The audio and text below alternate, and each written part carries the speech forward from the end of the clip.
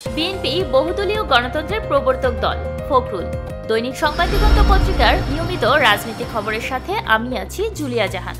বাংলাদেশ জাতীয়তাবাদী দল বিএনপির মহাসচিব মির্জা ফখরুল ইসলাম আলমগীর বলেছেন, বিএনপি হলো সেই রাজনৈতিক দল যে একদলীয় শাসন ব্যবস্থা থেকে বহুদলীয় গণতন্ত্র প্রবর্তন করেছে। সোমবার সকাল 11:30টায় ঠাকুরগাঁও বালক উচ্চ বিদ্যালয় মাঠে জেলা বিএনপির দ্বিবার্ষিক সম্মেলনের উদ্বোধনী অনুষ্ঠানে তিনি একথা বলেন। মির্জা ফখরুল বলেন, বিএনপির মিডিয়ার স্বাধীনতা নিশ্চিত করেছে। শহীদ প্রেসিডেন্ট জিয়াউর রহমানের 21 দফার ভিত্তিতে বেগম খালেদা জিয়া নতুন বাংলাদেশের রূপরেখা দিয়েছিলেন। তিনি অভিযোগ করেন, ফ্যাসিস্ট ব্যবস্থায় দেশের প্রতিটি প্রতিষ্ঠান ভেঙে পড়েছে।